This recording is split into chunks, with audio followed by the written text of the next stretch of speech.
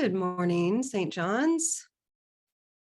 Nice to see you bright and early on Spring Forward Sunday.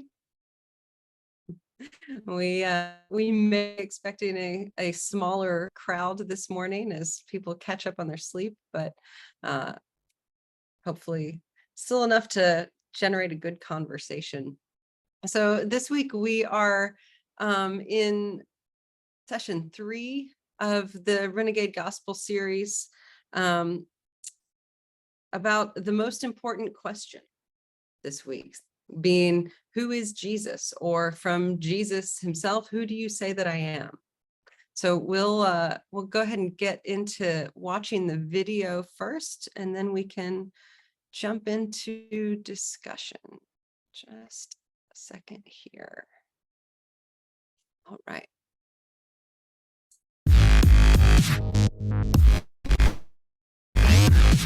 Who is Jesus?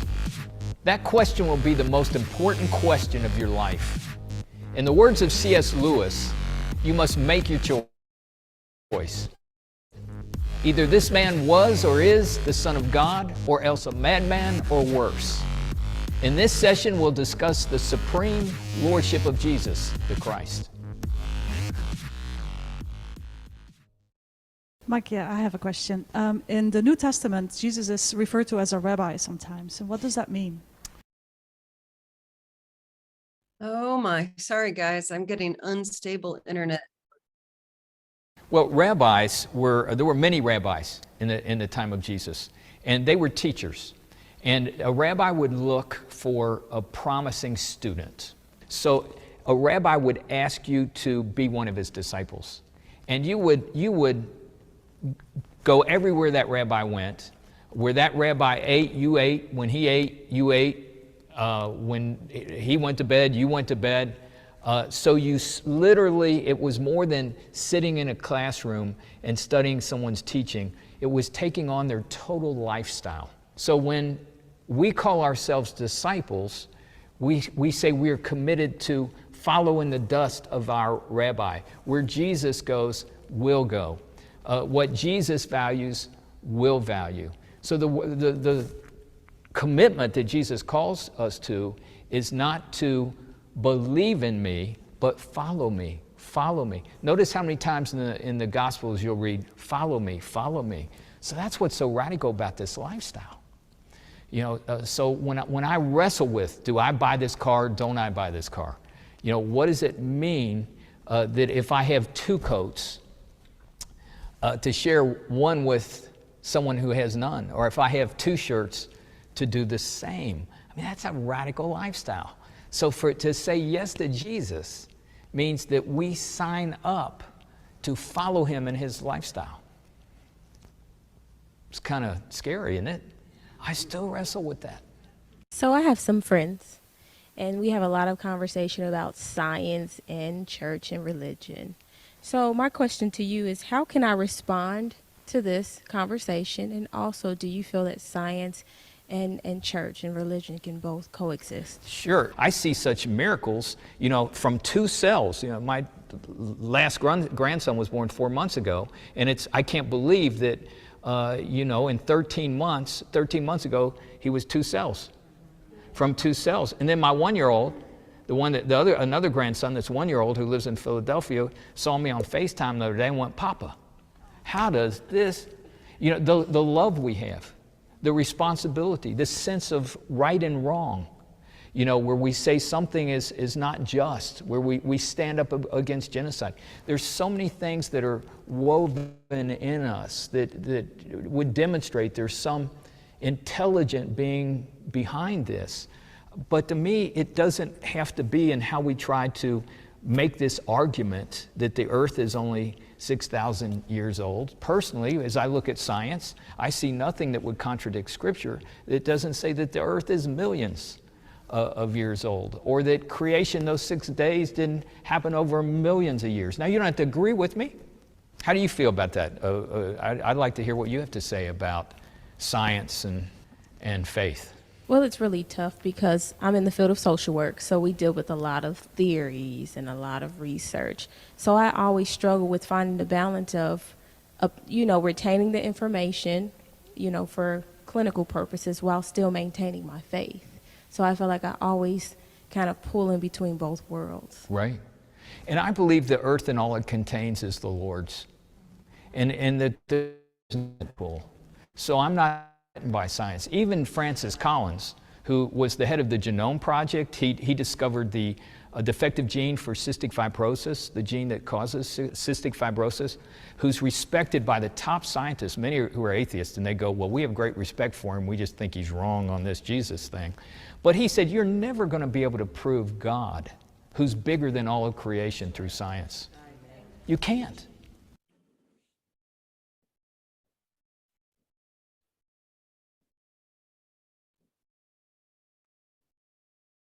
I heard that Jesus was just a good moral teacher, but obviously you think different of that. Mm-hmm. What is wrong with that view? C.S. Lewis really said it well, who went from being an atheist to a believer and a scholar. C.S. Lewis said, you can't just say Jesus was a good moral teacher, because a good moral teacher wouldn't lie. And if Jesus clearly said, me to see God is to see me, to love God is to love me. I and the Father are one. He made those claims. So he couldn't be good and be a liar at the same time. So he either had to be a liar or a lunatic, is what C.S. Lewis said. But his moral character was too consistent to be crazy. You see, I was a psychiatric social worker at the University of... And crazy people don't have that kind of consistent moral.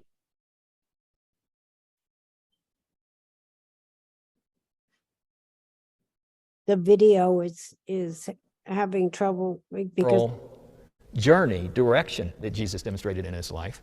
So C.S. Lewis said we have to be a lunatic.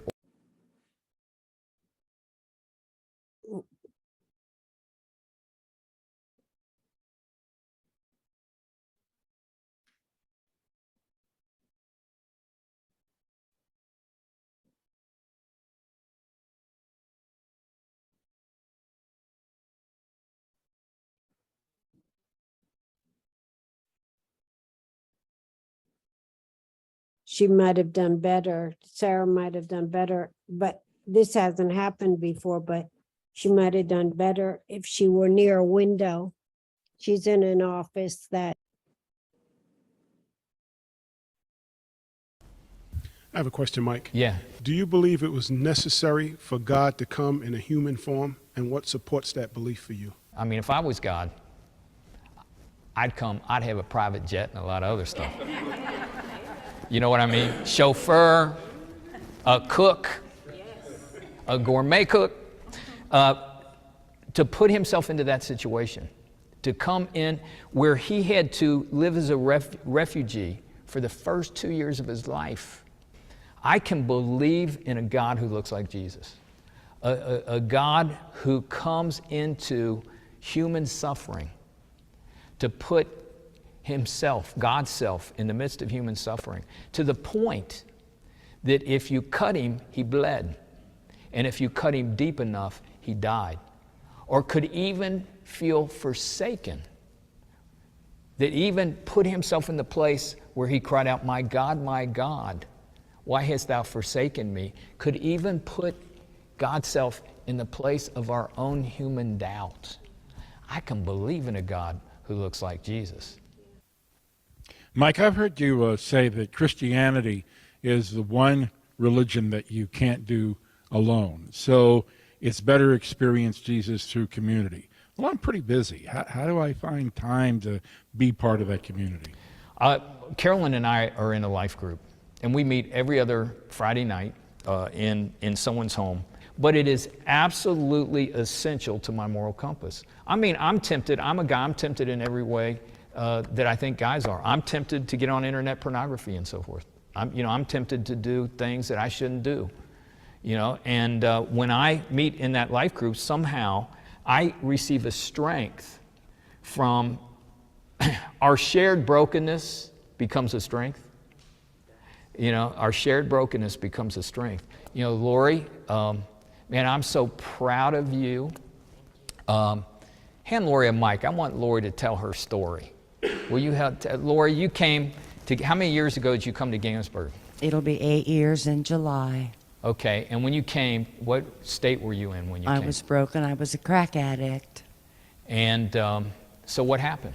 1 month later, after listening to your teachings and going to the recovery service, I surrendered my life to Christ, and now I'm a faithful follower and in the care network of lay pastors at our church.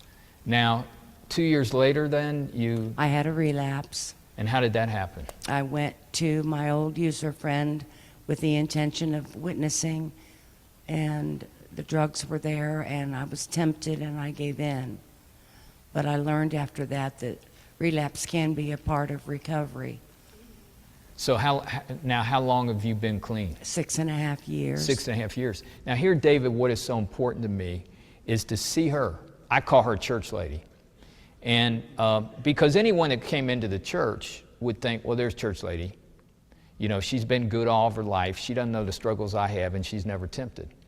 No, you were a crack addict at what age? 55. 55. And no, when I see you, when you always sit at the same table on Saturday night when you're serving at Next Step, that makes a difference in my life. If she makes it, I can make it. If she is there praying for me and cheering for me, then, and I'm cheering for her, we're going to make it. We're going to make it. Amen. So even tonight, that you all showed up here, when we leave this place, you know, it gives me a new sense of being strong for the right reasons, to be light for the right reasons.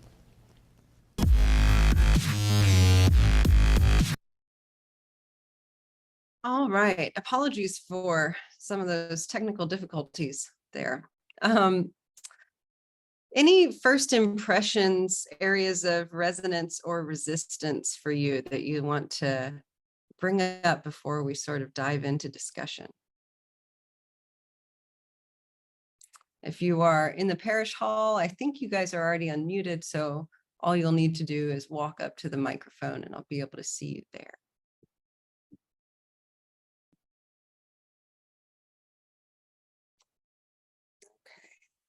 Well, how do we begin to answer the question of who Jesus is, who we say that Jesus is? There are a lot of different ways that we can answer that question. What are some of them?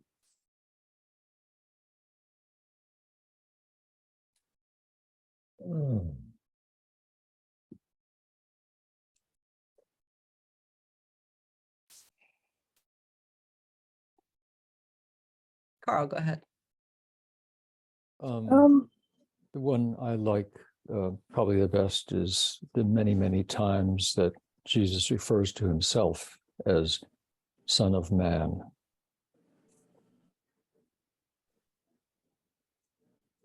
What do we think that implies? What does he mean when he's saying he's the Son of Man?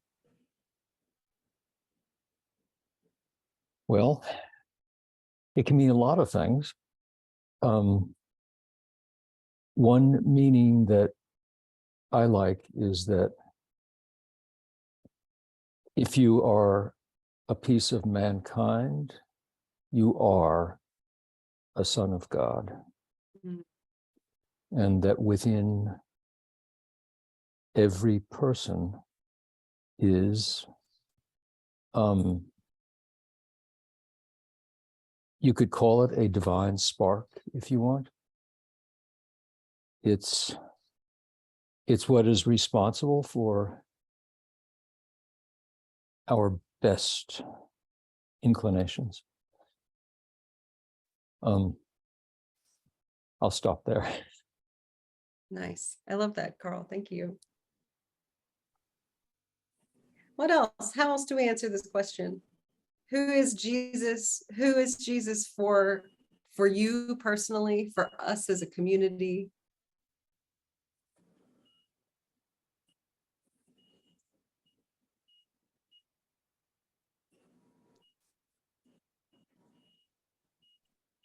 How would you answer this question if someone, maybe just somebody from outside your faith community, somebody from work, somebody on the street, some stranger, some friend that you know from a different area of life? How would you answer this question?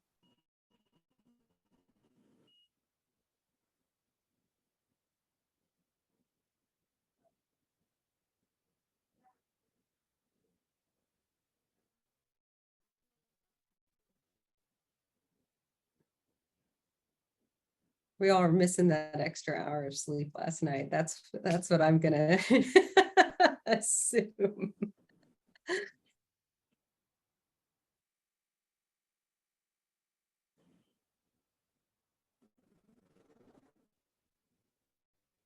You know, in the book version, in this chapter, Mike Slaughter makes a really interesting point that in Luke, in the story of the feeding of the 5,000, Jesus poses this question to his disciples regarding his identity. Who do you say that I am?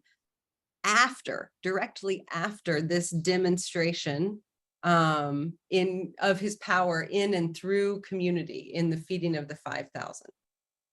And in this video we just watched, Mike wants to make the point that we do Christianity together, right, in community.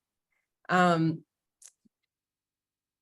so he seems to me to make the argument that Jesus' identity and the way that we answer that question of who Jesus is directly related to, perhaps dependent on, this experience of God in community, of the, you know, the power that is shared and multiplied in community.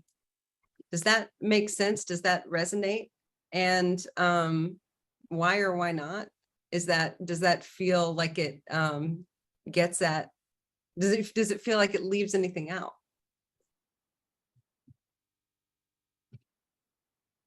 Hi, this is Mike. I haven't been at the earlier sessions because I've been traveling in. Right now in Austin, Texas, on the 9th day after my latest grandson was born. Congratulations. Thank you. As far as the community, I can see. Here's the point that I'm trying to get to, and that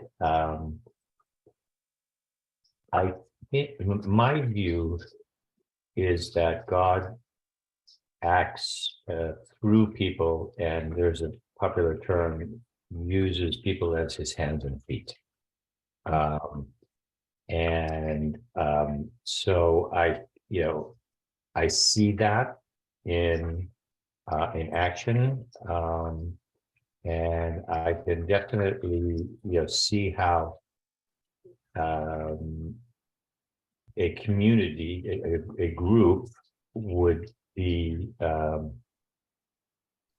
a vehicle for more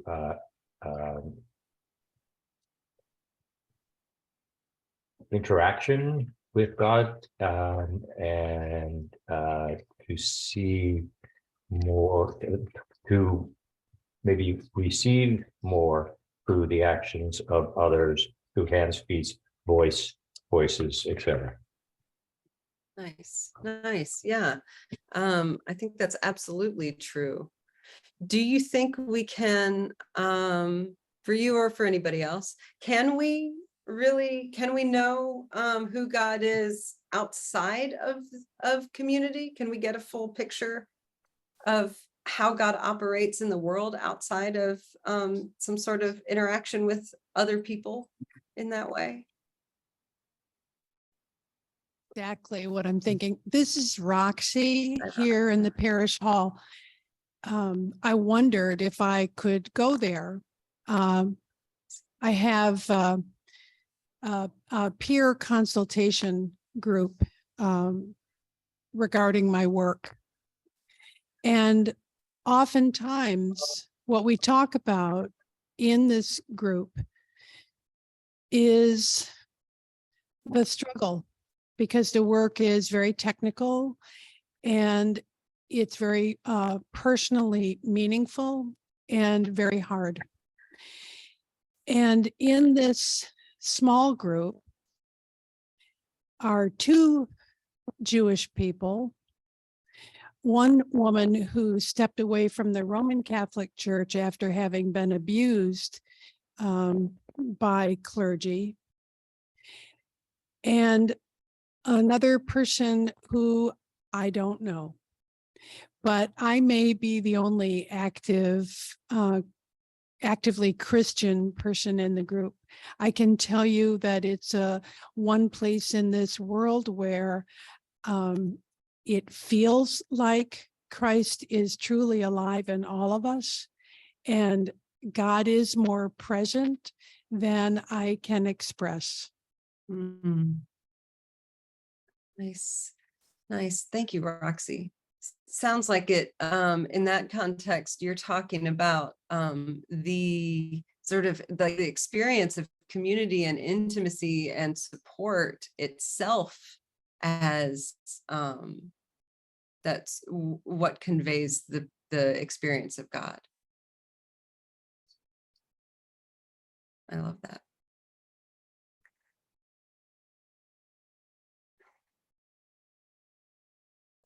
So, oh, Carl, is that a hand?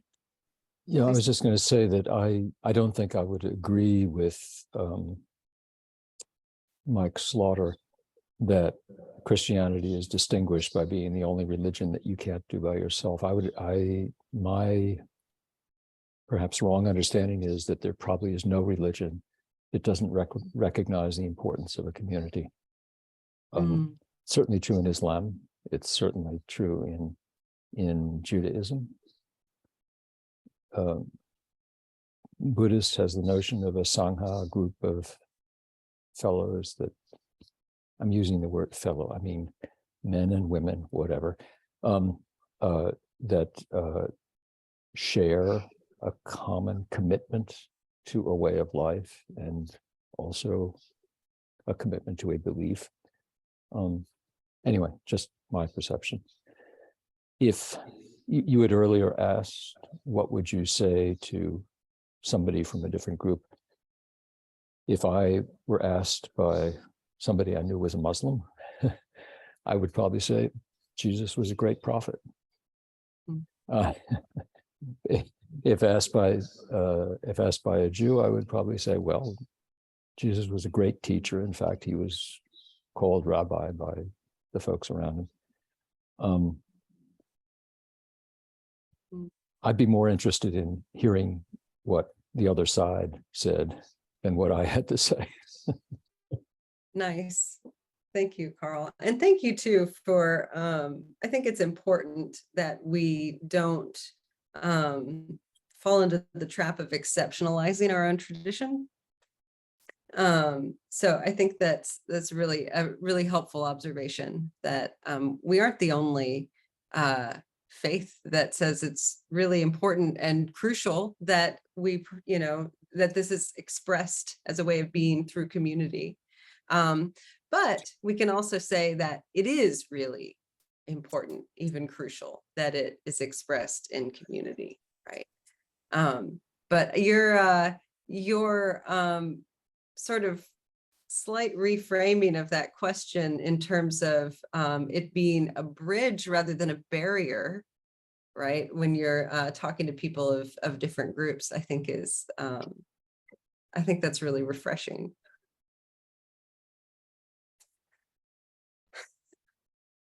I like this idea that he presented, where he links the sort of question about who he is to this sort of experience of the power of community, right? It seems to me that in that construction, we have this understanding of Jesus coming to teach us how to do community better, right? So like community as the purpose of Jesus' presence with us. But then also like the mode, right? We understand him most clearly through that context wherein we see him in other people. Carl, you talked about the divine spark.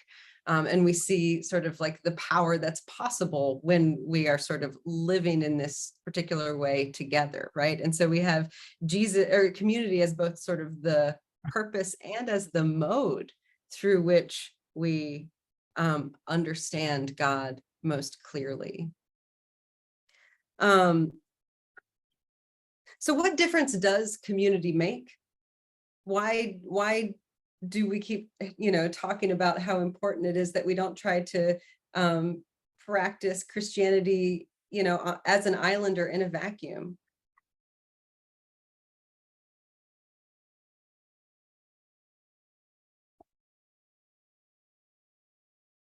Jay, go ahead.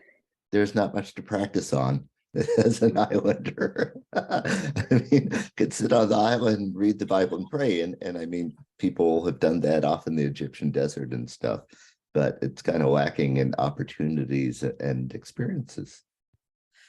Rather limited. Right. Well, and I think he talks about this sort of, difference between belief, right, and following. And, one, we can believe by ourselves, but we can't follow very well by ourselves, right? For exactly the reason that you say, right? There's no one to practice on or with. Becky, go ahead. Oh, sorry, you're still muted.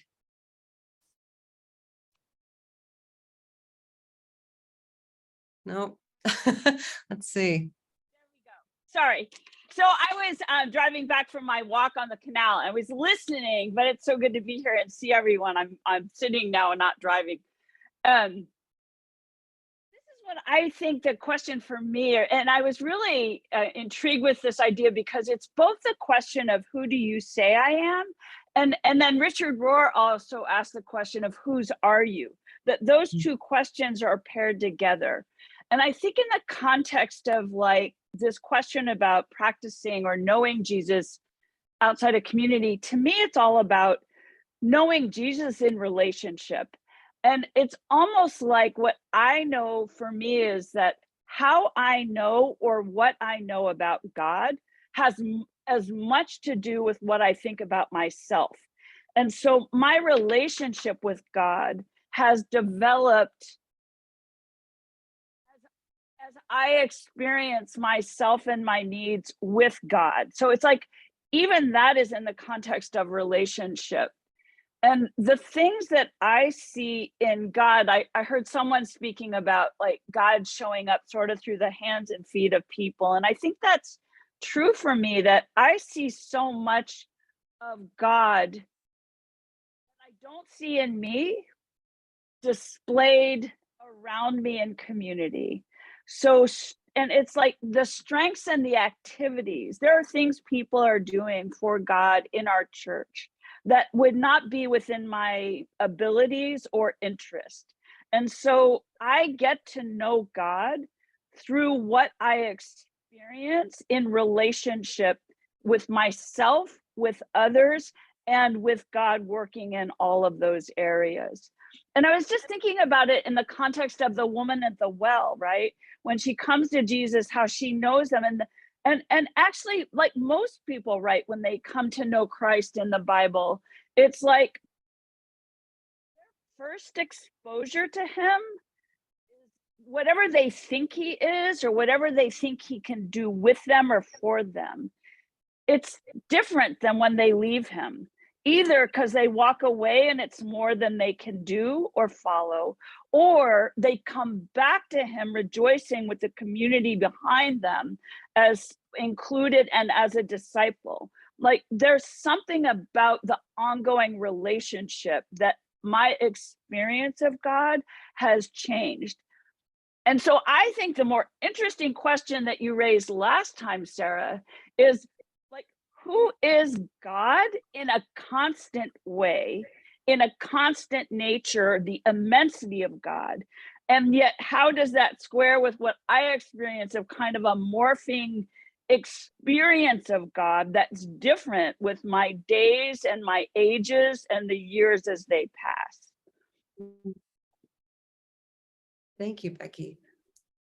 I guess another question I think that is related to that one is what is the relationship between the sort of the big question of who God is and what we know and why and how we can say we know those things either and these are sort of two sides of the same coin, right? Either through Christ or through community, right? Which are, I think, all related to one another, right?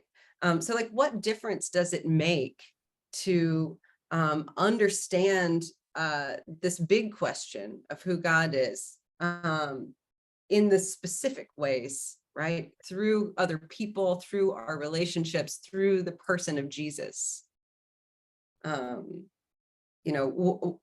What is unique there that we need, that we can only to understand about God, that we only find in those places, in those, particular experience of connection and community and relationship.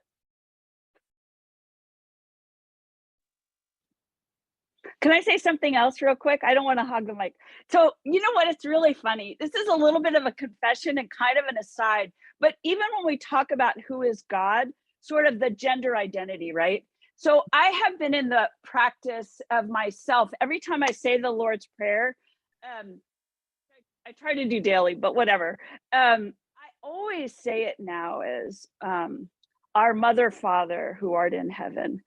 And the other day, I heard someone do the Lord's Prayer saying, Our Father, and it was jarring to me. I'm like, no. God is not Father. God is Mother and Father to me. And so even that like piece of it, right? Who is God?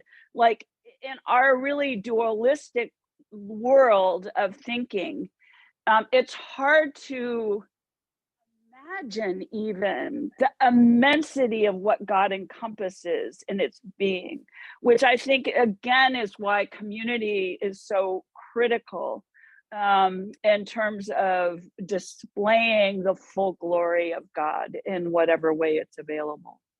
Yeah, right. Absolutely, Becky. And what that also brings to my mind is just really the crucial importance of a diversity within our community and within our lives and our relationships, right?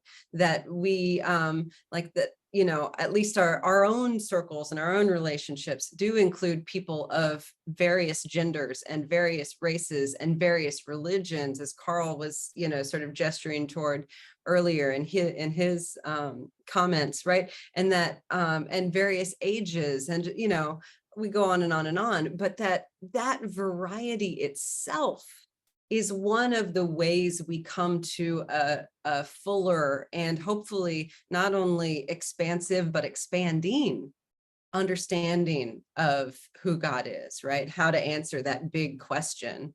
I think that our understanding, our definition should probably always be expanding and not narrowing, right? When we're narrowing that down and trying to whittle it, form it in a way so that it, fits a certain, whatever, right? It's, we're almost certainly casting it in our own image, right? Whenever we're making it smaller.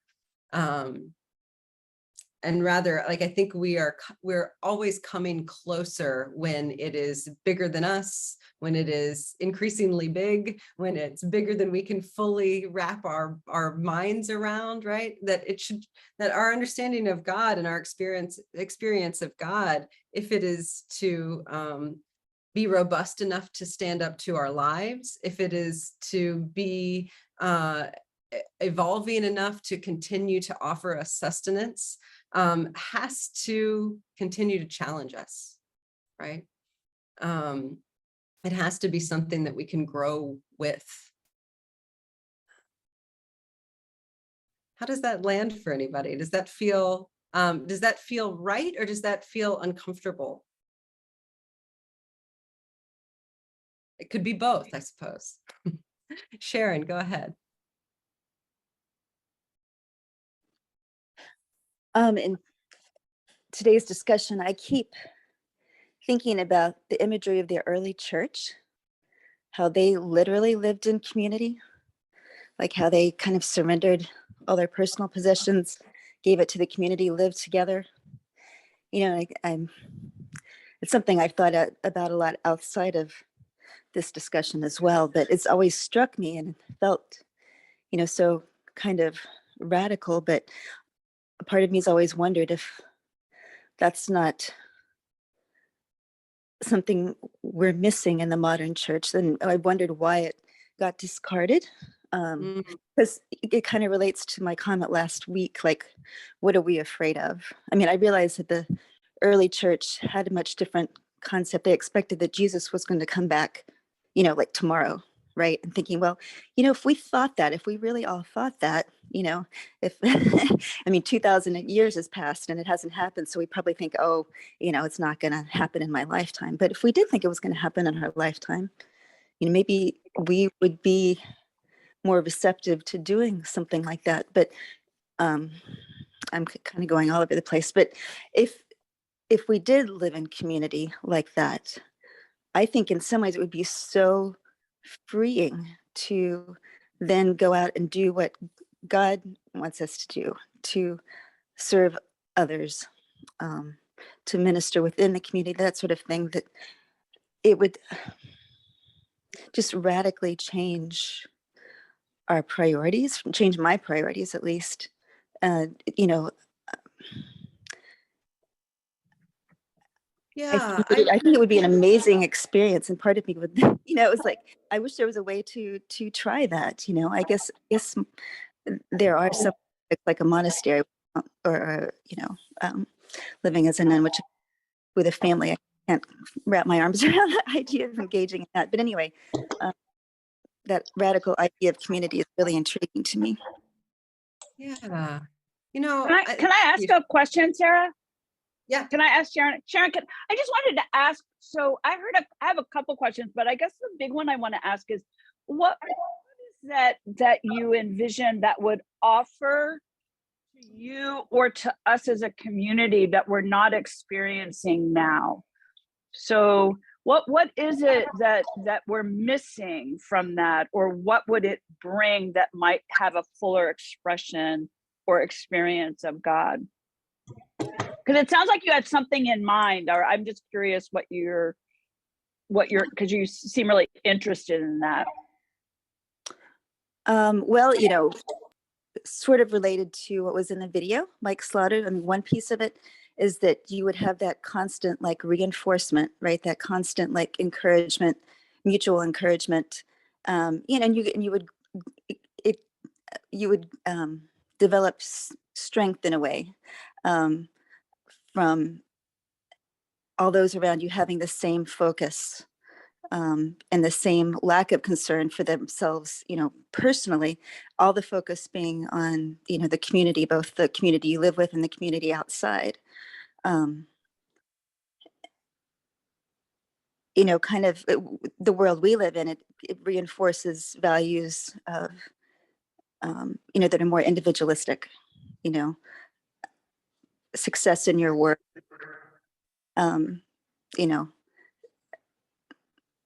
it's just the current model encourages us to be very individualistic, and that would, I think, really flip the paradigm and encourage us in a totally different way, and maybe a way that's more, more fulfilling. The idea, the phrase that's coming up for me, and you guys can tell me whether you think that this resonates or not, is that it represents a non-competitive way of living. I think that's part of what can get in our way, of the sort of radical care that Jesus calls us to, is sort of a society, a culture that's set up that as a bit of a, zero sum, right? There's competition built into life as it's structured, at least, in our culture, in North America, in the West, and in the greater DC area in particular, maybe, right? That there's this sort of I mean, not only consumer, that's certainly part of it that is eliminated if you're living in that sort of radically, communal, socialist, early church model. But also non-competitive is something that's coming up for me. I don't know. What difference does that make, do you think, if any?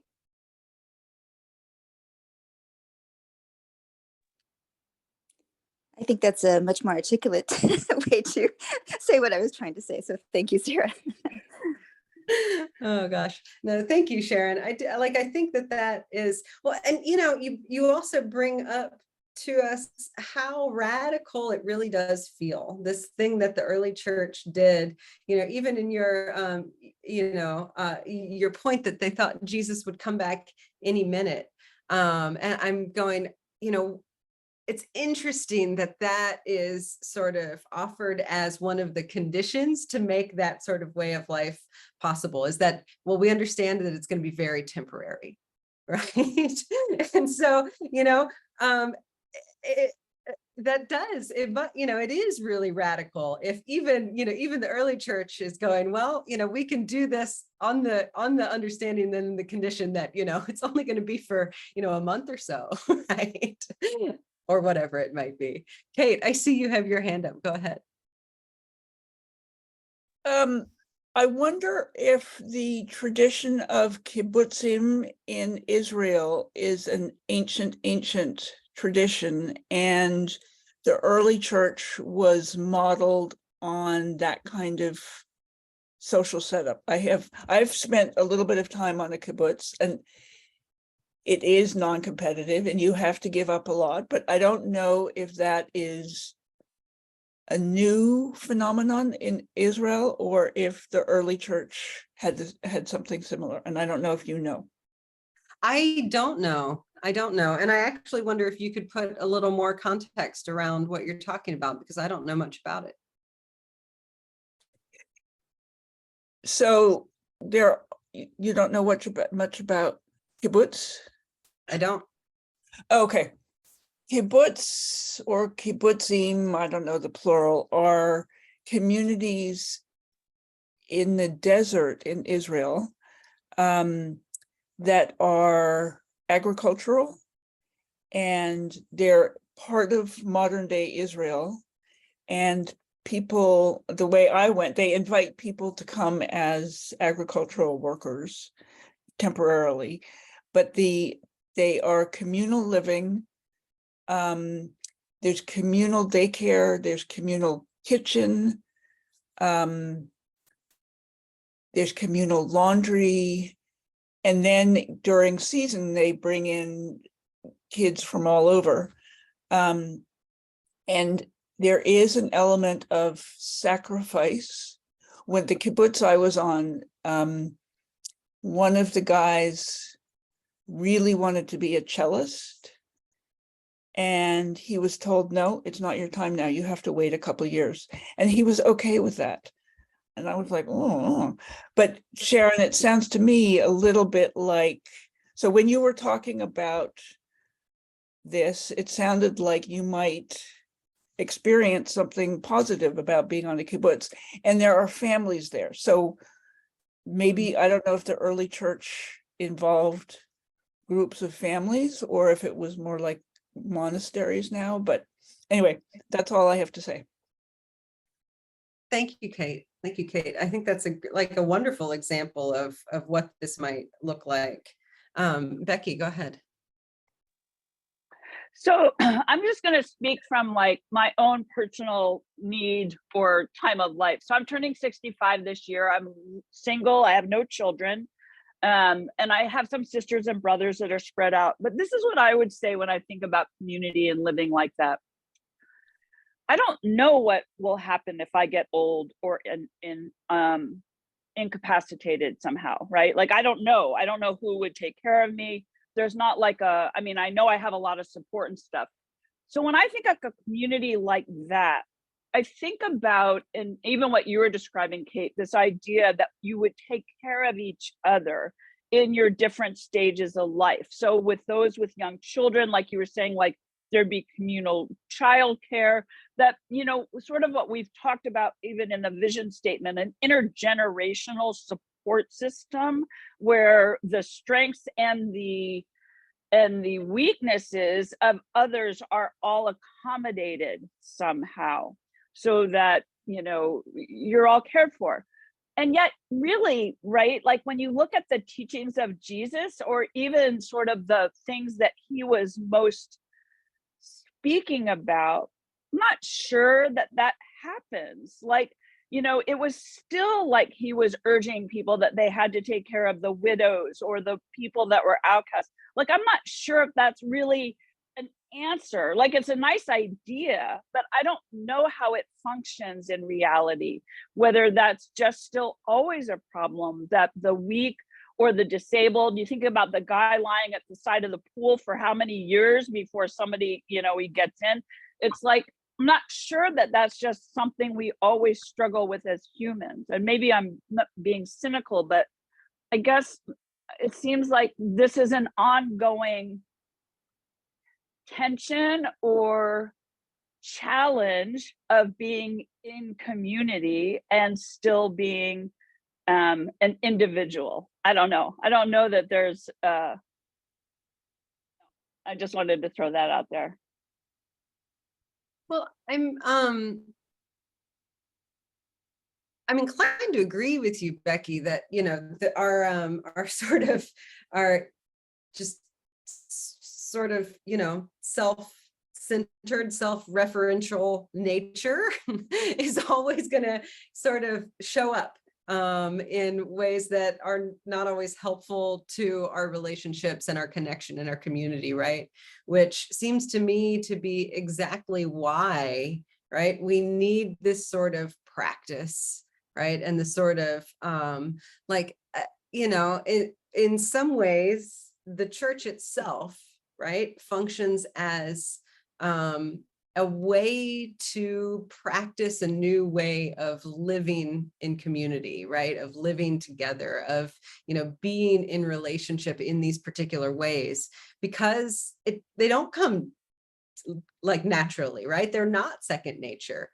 We do need to be reminded that we belong to one another, that we are accountable to one another, that in our relationships that are difficult, or with people we don't understand very well or don't connect with, or who are different from us in a variety of ways, right?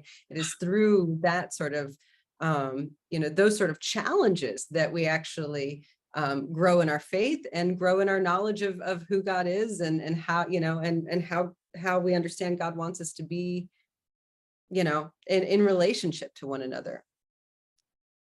Roxy, is that you standing up? It is Roxy standing up. Go ahead, Roxy.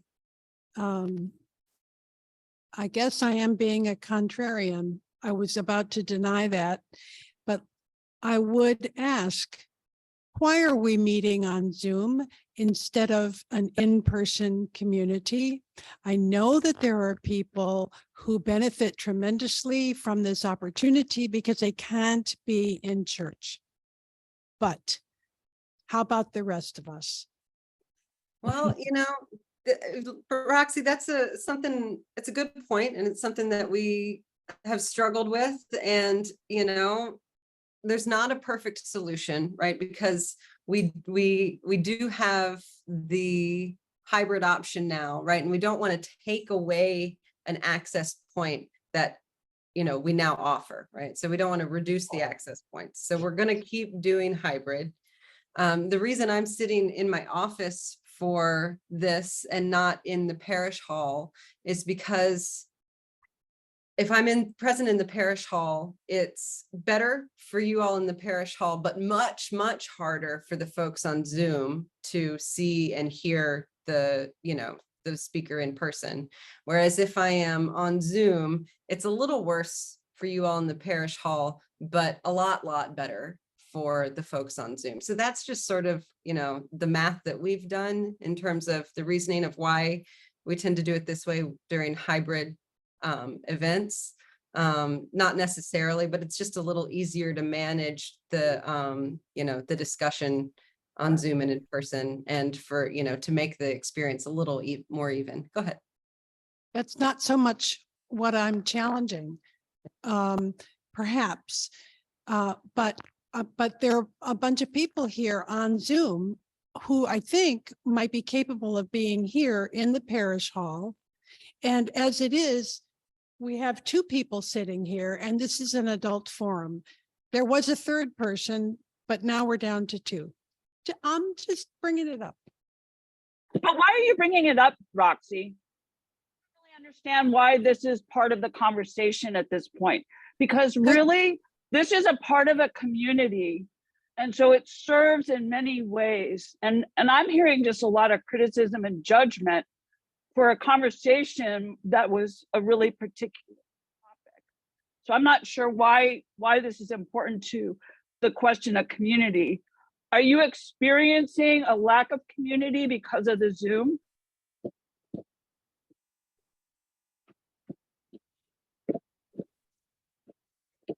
I'm asking if we could please just continue talking about community. That's all. Okay, sure.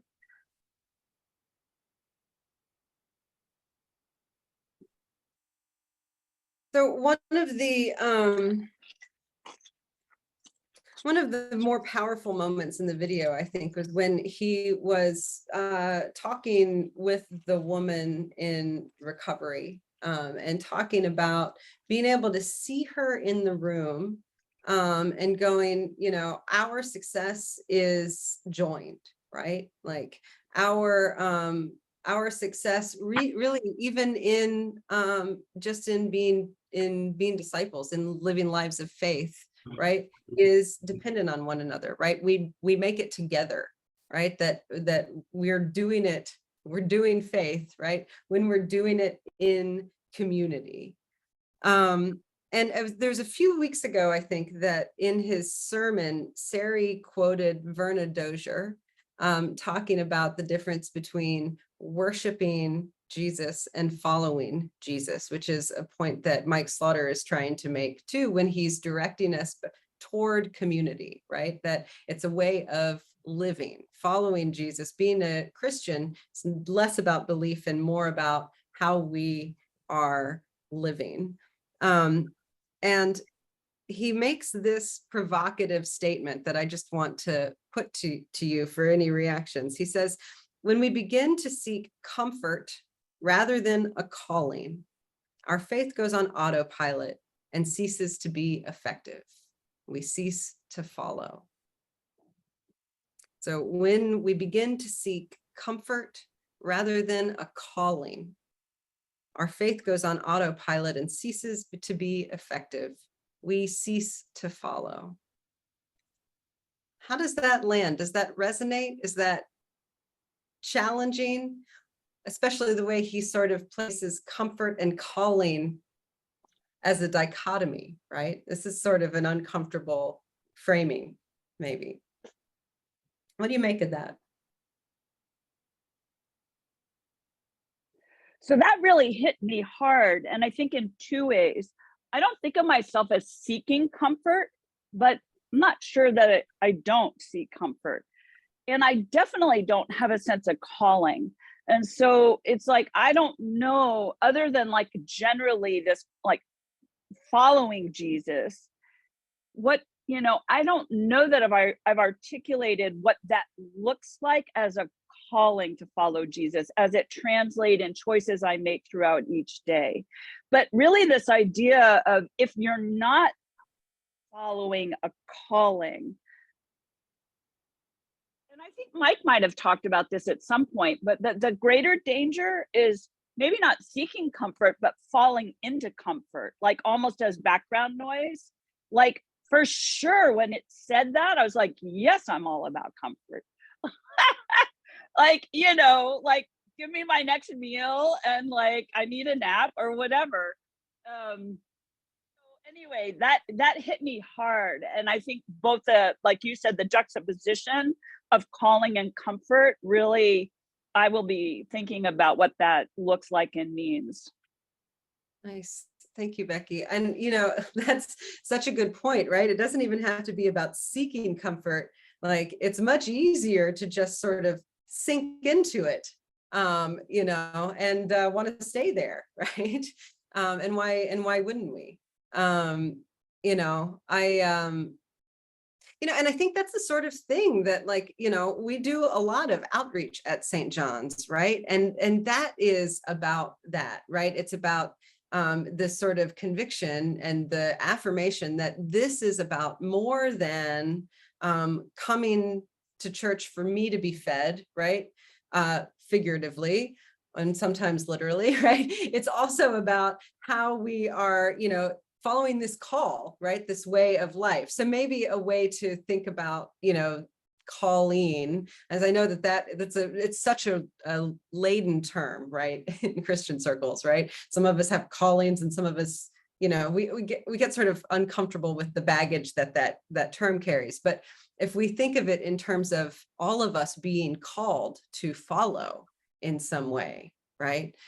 We affirm that in, you know, dozens of different ways around the community, both in the ways in which we direct our energy outward, right? And the ways in which we care for and relate to each other in community. And sometimes those relationships are tender and supportive. Sometimes they are more difficult, right? But both varieties help form us and help make us better disciples, right? Even the difficult relationships are formative in terms of helping us live with, you know, and in community with people who are different from us, right? Like that's all part of the work.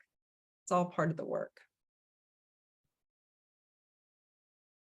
We have just a couple minutes left here, so I'll just leave room for anything unspoken that needs to be spoken before we go. Any last remarks from anybody who wants to chime in? Jay, go ahead. Oh, I just wanted to say I like the juxtaposition of comfort and calling. Comfort to me means not moving, because who's comfortable when they travel? I mean, have you been on an airplane lately? But there's times in life when I think it's appropriate, and calling to me sounds like moving. And there's that, and what's more, we live in a society where comfort is the goal. If I turn on the news tonight, you know, there'll be a lot of commercials encouraging me to seek greater comfort and stuff, but there's not going to be a commercial saying find your calling. Yeah. Right. Yeah, no, that's great. Thank you, Jay. I love the movement. I think that's a really important aspect of what we're talking about when we're talking about calling. Kate, go ahead. Oh, we need you to unmute first. Sorry. I just want to address Roxy's point. And I wonder if it would feel more like a community if the setup in the hall was closer. So right now, the way it is, it's like an auditorium. But if the chairs were in a circle, it might make it feel more like community, and more people might actually get out of their pajamas and go get there by 9 o'clock. Thank you, Kate. That's helpful. It was, we had adjusted it a little bit and it seems to have drifted back, but I think that being able to see the faces of the people around you helps. So I think that's a great suggestion. We can bring those in a little bit. Thank you, Kate. Yes, I want to just say, since we keep coming back to this, it's not a conversation about hybrid unless we talk a conversation about schedule. It's very different to have the educational forum at 9 o'clock on a Sunday than at 10 o'clock. And so from when I've joined, it's been a lot less people, even for these types of forums, than before. So I think it's a conversation that belongs with the community as a whole and with the vestry, and should be revisited again. Thanks, Becky. All right. Well, thank you everybody for being here this week. Next week, chapter 4 is on seeing Jesus today. So we're going to be talking about, the ways in which we're called to follow this rebel Jesus, this renegade lifestyle in our present world, in our present lives. But I wanted to end us this morning with a prayer that Mike offered in his text. Let's pray. Gracious God, you know our innermost thoughts. Though we may be able to hide them from others, you know the doubts and uncertainties that plague our faith journeys. Lead us with Peter to proclaim that Jesus is the Christ sent from God. By your Spirit, lead us to respond more faithfully to the call of discipleship. Make us witnesses to the miracle of multiplication as we combine with others to place our gifts, resources, and lives in your hands. In the name of the one who shows us the way and invites us to follow. Amen. Thank you, everybody. See you soon. Blessings on your Sunday.